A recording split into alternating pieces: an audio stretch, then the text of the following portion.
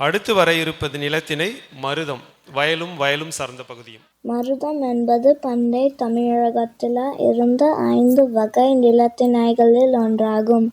வயலும் வயல் சார்ந்த இடமும் மருதம் என்று சொல்லுவோம்.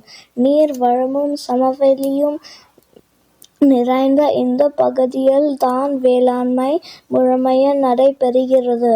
இந்த நிலத்தில் வாழ்ந்த மக்களும் உழவு தொழில் செய்தார்கள். இலக்கண நூலான தொல்காப்பியத்தில் மருத நில மக்களை உழவர், உழுதியர், கடையர், கடைசியர், ஊரான், மகிழன், களமர் போன்ற பெயர்களில் அறிய முடிகிறது. இங்கு எதுவுமில்லை. உழுவார் உலகத்தற்கு ஆணி, உழுதுந்து வாழ்வதற்கு ஒப்பில்லை. சீரை தேரின் ஏரை தேறு என்பன உழவன் சிறப்பை உணர்த்துவனவாகும். உழவுத் தொழிலினை வேளாண்மை தொழில் என்றே கூறுவார் முடிகிறது. இப்போ கிரேட் 2 மருதம் மாணவிகள் மருத நிலத்தில் பெருமையாய் இதோ உங்கள் முன்னே ஆடல் பாடலுடன் கண்டு மகிழுங்கள். மருத நிலமே மகிமை வளமே, பசுமை வயலே பருவமழையே, ஏரினசைவே எழுவான் திசையே, தொன்மவேரின் தொழிலே தொழிலே, பயிர் செய் வாழ்வின் எழிலே எழிலே. தானானே நானே தானே நானா, தானானே நானே தானே நானா, தானானே நானே தானே நானா, தானானே நானே தானே நானா.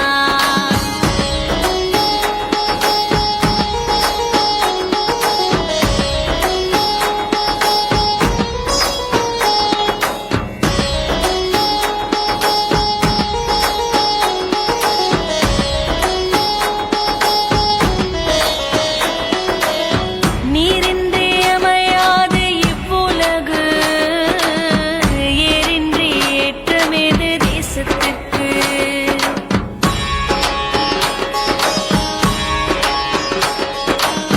நீரின்றி அமையாது இவ்வுலகு, ஏரின்றி ஏற்றமேது தேசத்திற்கு.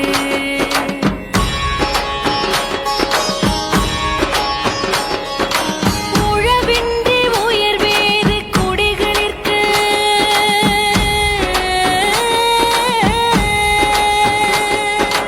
நிலமின்றி நிலையாது வாழ்வும் இங்கு, நிலமின்றி நிலையாது வாழ்வும் இங்கு. நீரின்றி அமையாது இவ்வுலகு, ஏரின்றி ஏற்றமேது தேசத்திற்கு.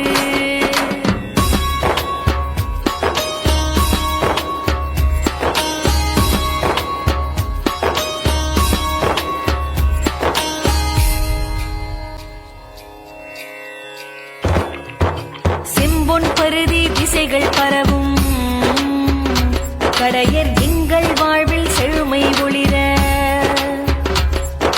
வாசல் தோறும் வளங்கள் சேரும்,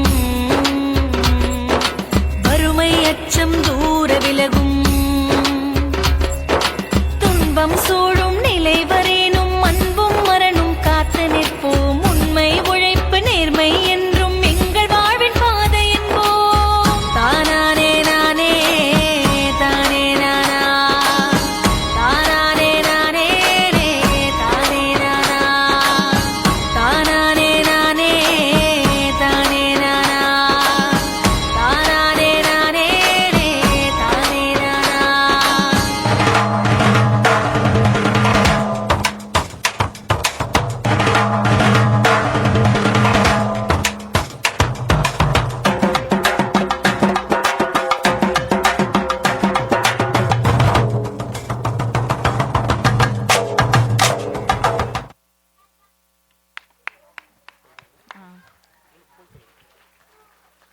மருதம் மாணவர்கள் மிக அழகாக ஒருங்கிணைந்து நன்றாக நடனமாடினார்கள். நன்றி குழந்தைகளே.